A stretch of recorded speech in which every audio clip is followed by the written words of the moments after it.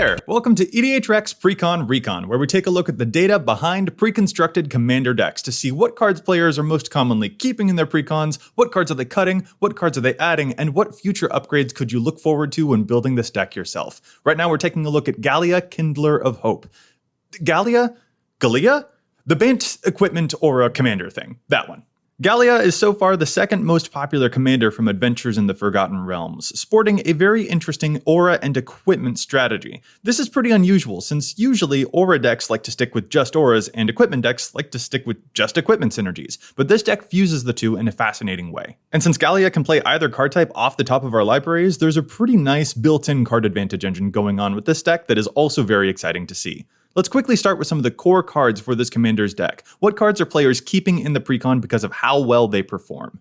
First, some of the brand new equipments from the precon have really been impressing players. Mantle of the Ancients, Robe of Stars, Winged Boots, there's a lot of powerful stuff going on here, and the protection is also really handy. In addition to these, we've got some of the classic equipment that you would kind of expect to see in a deck like this, like Colossus Hammer and Sword of the Animist. Players love those, they're definitely sticking around. Not only that, but we got some delightful reprints in this commander deck, like SRAM and Pure Steel Paladin, which have amazing synergies with auras and equipments especially.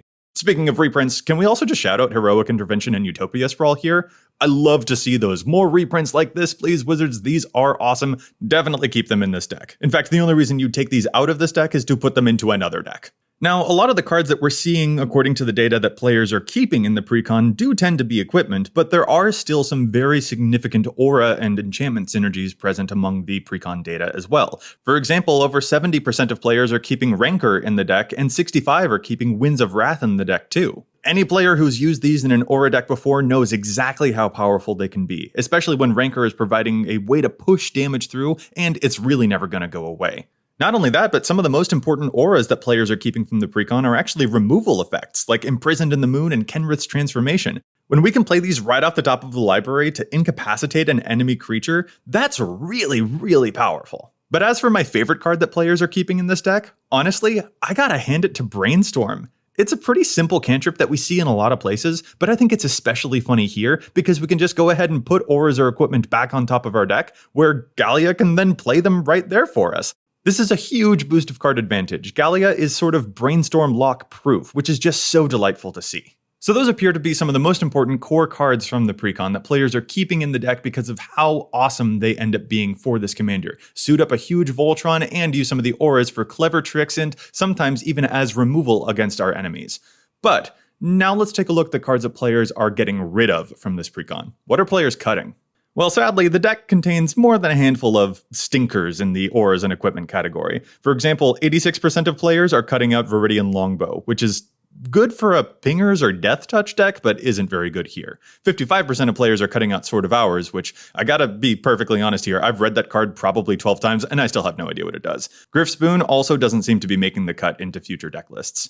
It's interesting to take a look at the creatures that are getting cut from this deck too. For example, 81% of players are cutting out Clay Golem, which is a little bit lackluster. And cards like Storvald and Angel of Finality are being cut from nearly 60% of decks too. A quick shout out too to Realm Cloaked Giant, which 2/3 of players are cutting out of their deck. I think some of these can actually be really interesting creatures, but this appears to be a density issue. We don't want to have a high number of creatures in the deck, we want to have a high number of equipments and auras. Having too many creatures reduces the number of slots we have to dedicate to equipment and to auras that we could play off of the top of our library. And if we don't have enough of them, we won't be able to make a huge use of that benefit. We don't need a bunch of creatures because we only care about our one big souped up Voltron. So these are the kind of things that we can cut to make room for more sophisticated upgrades to our commander.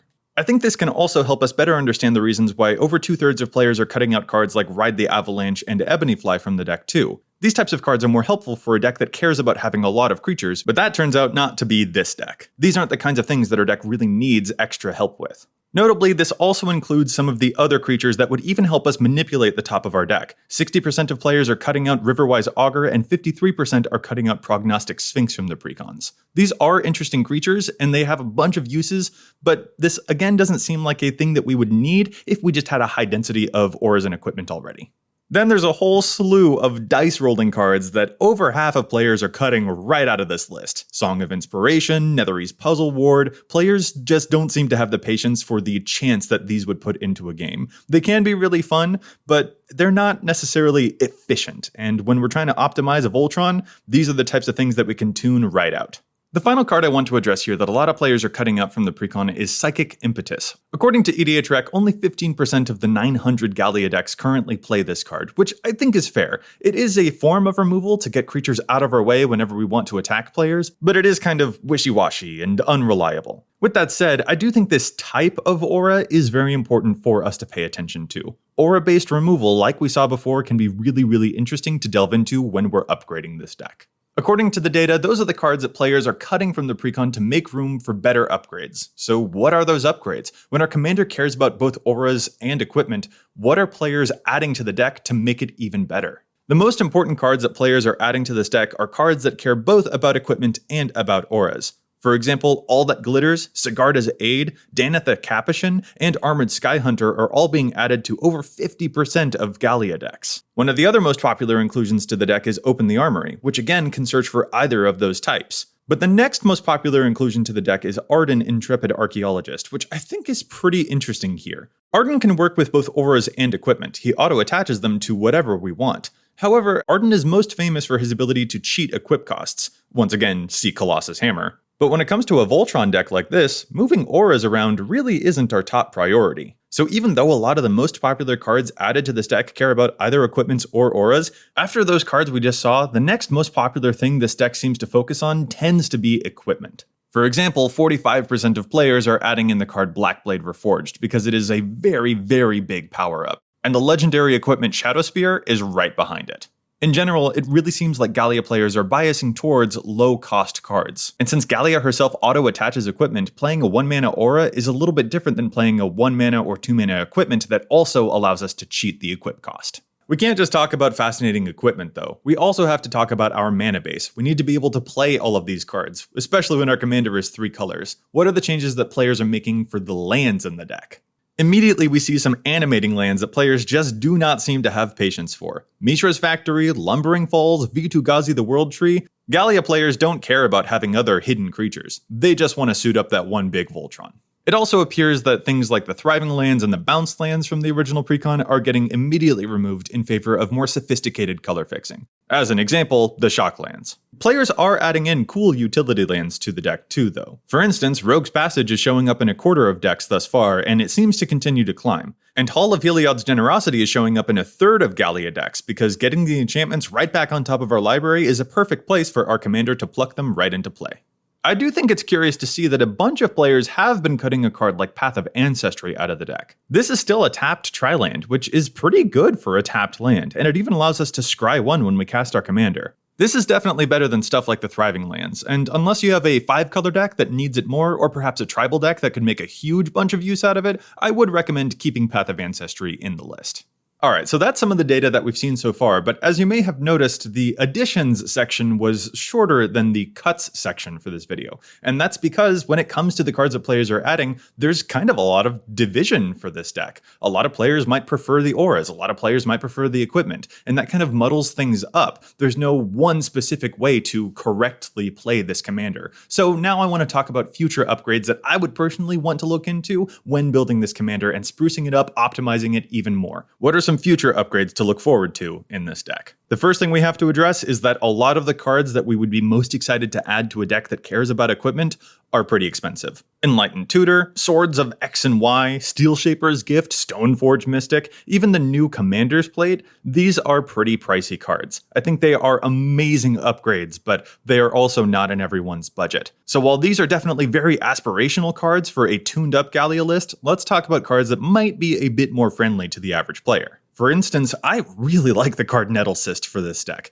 It's an equipment that Galea can put right into play, and just like All That Glitters, it cares about both our artifacts and enchantments. It especially goes pretty nuts if you have a bunch of treasures in play. I also really like Onaginata for this deck. It's a 1-mana equipment that gives us a pretty significant boost and trample. It's even cheap to equip if our commander doesn't happen to be in play yet, and our commander already meets the attachment condition. When in doubt, I'd always advise erring on the side of cheap equipment, that way our commander can chain through a whole bunch of them off the top of our library. When it comes to auras, I also really recommend some protective effects like Alpha Authority and Canopy Cover. We don't want to include cards that would give our commander Shroud, we want to continue to be able to target them. So effects like these that make Galea difficult to block and impossible to touch are really clutch. Shout out too to Shield of the Oversoul, which doesn't just give our commander flying, but also gives it +2/+2 and indestructible.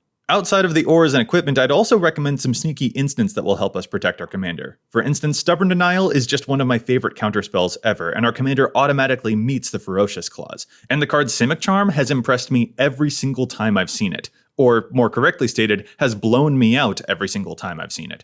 If your commander has Double Strike, that is a +6 for 2 mana. When one of our cards is about to get removed, it's hexproof. And when there's a blocker in our way, it's also brief removal. This card is just never dead in our hand, and Voltron decks can make use of every single ability.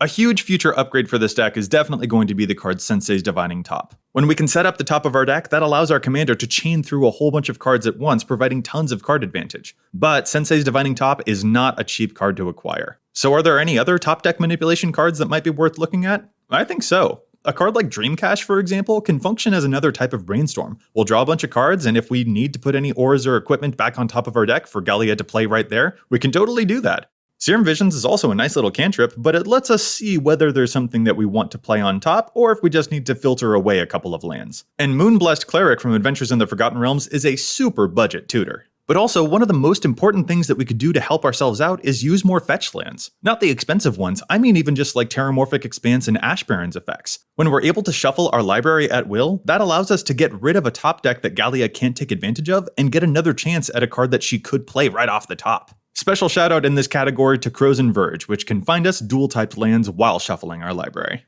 Finally, remember how I mentioned Psychic Impetus was being cut from a whole bunch of decks? I still definitely think that's the right move, but that type of removal in aura form is something that should definitely be fleshed out in this deck. If you've got the ability to add a Song of the Dryads to this deck, totally do it. Removal off the top of the library is fantastic. The same goes for Darksteel Mutation. That card is a beating when it's put onto your commander. And finally, I gotta shout out Lignify.